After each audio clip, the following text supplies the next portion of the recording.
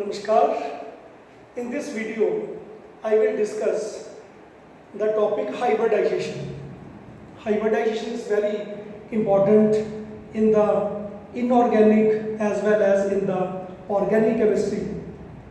So, according to the definition of hybridization, it is nothing but the intermixing of atomic orbitals with slightly different energies to produce new hybrid orbitals with the same energy and identical shapes.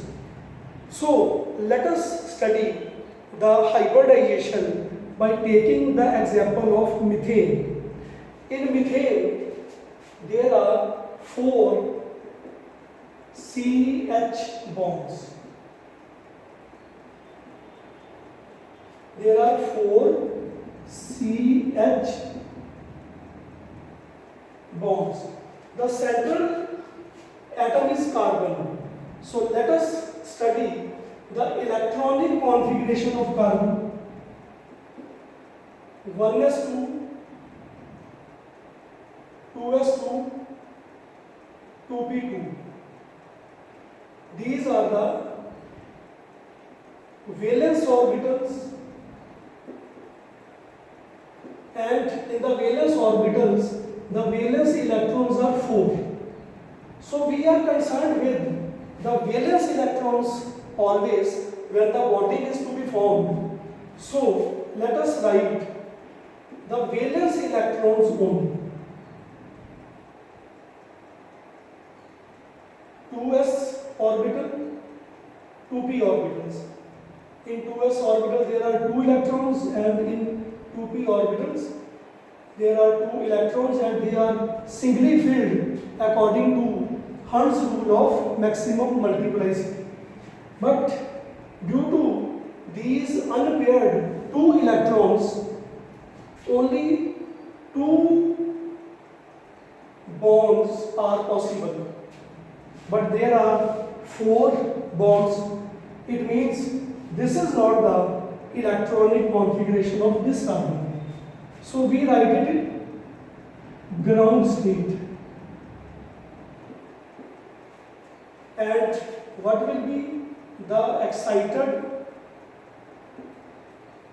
state of carbon?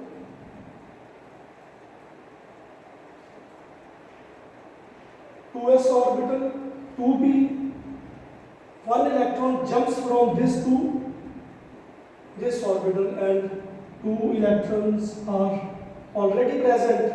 So there are 4 unpaired electrons, 4 half-filled orbitals. So 4 bonds are possible. It means in methane the carbon is in excited state. So 4 bonds are possible. Now let us make all the 4 bonds. This is the carbon in excited state,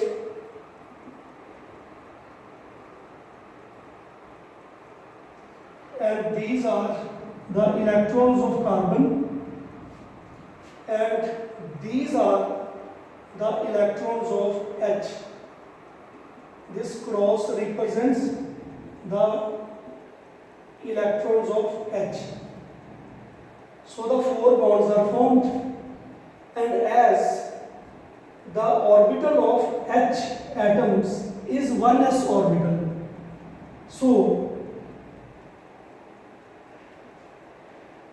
this bond is formed by SS overlapping, and all these bonds are formed by the sp overlapping. S orbital of H and p orbital of carbon. So we can clearly see that one bond is different from all the 3 bonds. One bond is different from all the 3 bonds. But experimentally all the 4 bonds are identical. So let us discuss this point more precisely, that how is it possible? Suppose we have a packet of cherries and 3 packets of grapes, and we want to distribute them equally into the 4 students, then I think there is the only way out, that take them out and mix all the cherries and grapes, and then again fill the 4 packets and distribute into the students. Now each student will get cherries as well as the grapes. So this is the case over here. S orbital and p orbitals will be intermixed first of all, and then bonding is formed. And this intermixing is nothing but hybridization. So let us study the hybridization with the pictorial representation.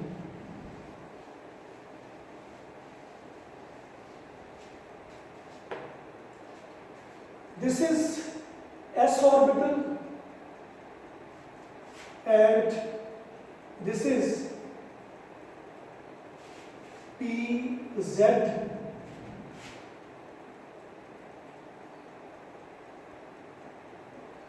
py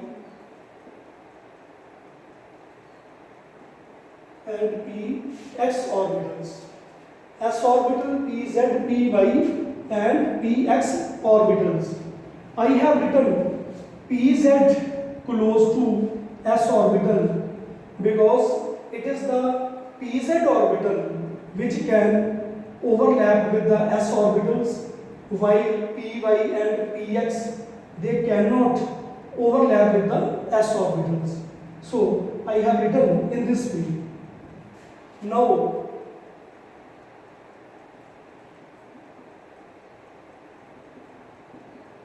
their intermixing or hybridization will be like this. Suppose one portion of s orbital, one portion of p, one portion of this p and one portion of this p is taken, then what will be the hybridization? sp3, and this is that sp3 hybridized orbital. It has identical shape and the same energy. And how many orbitals are undergoing hybridization? 4. So 4 hybridized orbital will be formed. 1, 2, this 3 and 4 is below the plane. They all are sp3 hybridized orbital. This angle is 109 degree 28 minutes, means normal tetrahedral angle. And now when H atoms will overlap, then in each case the overlapping will be sp3s. In each bond the overlapping will be sp3s. And now we can say that all the bonds in methane are identical or equivalent because their overlapping is same. Their overlapping is sp3s. And due to this tetrahedral shape, this is also called tetrahedral hybridization. This is sp3 hybridization, or it is also known as tetrahedral hybridization. So, suppose this p orbital does not participate in hybridization, then what will happen? If this is unhybridized,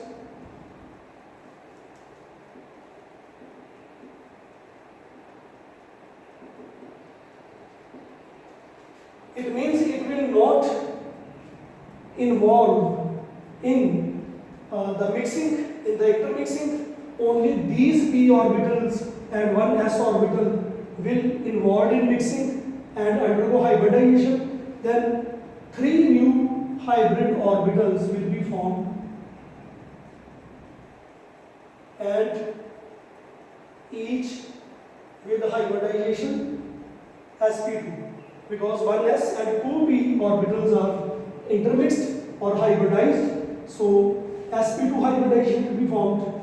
This is 120-degree angle. The shape is trigonal, or this hybridization is also known as trigonal hybridization. But this is pertinent to note that if one p orbital is unhybridized, then there will be one pi bond formation.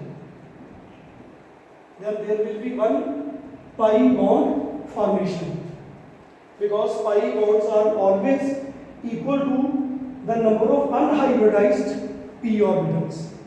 So this is the sp2, and it is possible when any atom forms double bond like C double bond C, C double bond O, etc. Means in alkenes you will always find the carbon to have sp2 hybridization, because 1p is unhybridized. And now suppose these two p orbitals are unhybridized orbitals. These two p orbitals are unhybridized orbitals. Then only one s and one p will undergo hybridization. So two p orbitals, two hybridized orbitals will be formed with hybridization s, and this is 180-degree angle, and the structure is linear, or the hybridization is called linear hybridization. Means sp hybridization is also known as linear hybridization. But in this case, two p orbitals are unhybridized, so 2 pi bonds will be formed, like in C triple bond C. There is one sigma and two pi bonds, C triple bond N, etc. In both the cases, carbon will be sp hybridized. So this is the sp3 when 1s and 3p orbitals are intermixed, sp2 when 1s and 2p orbitals are intermixed, and this sp hybridization when 1s and 1p orbitals undergo hybridization. So there is possibility to form 3 types of hybridization by the carbon itself: sp3 in alkanes, sp2 in alkenes, and sp in alkynes. So these are the 3 types of hybridization. Now, one more interesting factor is that in sp3 hybridization, the s character is 25%. 25% s character is there. And in sp2, there is 33.33% s character. And in sp, there is 50% s character. So this s character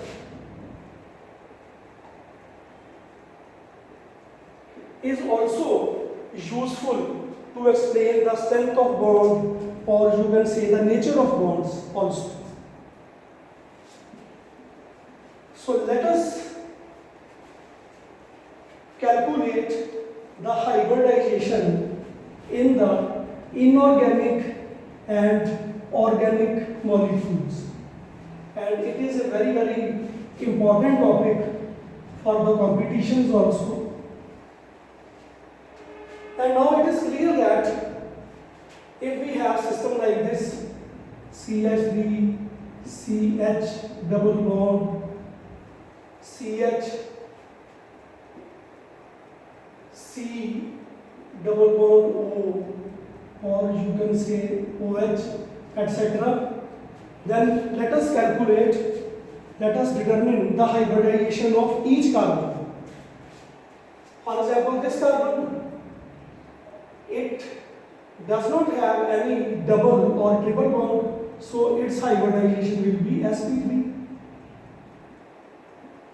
because no pi bond is formed, and this carbon is forming one pi bond, so its hybridization will be sp2. This carbon also has hybridization sp2. This carbon also has hybridization sp2. Similarly, if we have CH3, C, triple bond C, CH2, OH, etc., no pi bond, all the bonds are sigma, so sp3. This carbon, it is making two pi bonds, because in triple bond always there are two pi bonds and one sigma bond, so it will have sp hybridization, sp hybridization, no double or triple bond, sp3 hybridization. So this is the concept of determining the hybridization with the help of pi bonds. And let us take examples from the inorganic, like in XeF4, what will be the hybridization? In xeno, there are 8 valence electrons, 4 bonds are formed with the F atoms. So this is the lone pair, this is the lone pair. It means there are 4 bond pairs, 1, 2, 3, 4, 4 bond pairs, and 2 lone pairs. Total these pairs are 6. So it is very easy to determine hybridization, as total pairs, bond pairs and lone pairs are 6. So the hybridization will be sp3, because maximum orbitals of p are 3. S orbital is compulsory in hybridization. sp3, 1s and 3p, they are total 4, and here the pairs are 6. It means 2 orbitals are further required, and after sp it will be d2, because if bond pairs and lone pairs are 6, then these orbitals will also be 6. S is compulsory, and how many p orbitals are there? 3, sp3, but by taking sp3 we get only 4 orbitals, 1s and 3p, and 2 more are required, so those will be d2 orbitals. So hybridization will be sp3 d2, and this hybridization will also decide the geometry of the complex. Otherwise, due to 6 pairs, this will have octahedral geometry, but due to the presence of lone pairs, it will have square planar geometry. So let us study the other similar case, xenon oxyfluoride, and this can be formed like this. Oxygen will always form double bond in neutral position, and single bond when it is negatively charged. There are 4 F atoms, 4 bonds are formed, 1 O atom, double bond is formed, and 1 lone pair. Now we can say that in this case there are 4 bond pairs, 1 lone pair and 1 super bond pair. Double bond or triple bond, they are regarded as super bond pairs. But in total 4, 1, 5 and 1, 6, there are total 6 pairs. Whether it is double bond, but we will consider it as a 1 super bond pair. So total we have 6 pairs. Again the hybridization will be sp3, total 4, and to make 6, 2d is required, and this is the sp3d2 hybridization. Obviously in this case lone pairs are different from the previous case, so the actual shape will be different. Otherwise the expected shape according to the hybridization is again same, and that is octahedron. So with the help of bond pairs and lone pairs you can calculate the hybridization easily. So this is what all about the hybridization, and I hope if you will watch the video repeatedly then you can easily understand the hybridization. And in next video, if it will be required, then I will take more examples and I will determine hybridization of each atom for you. Thank you very much.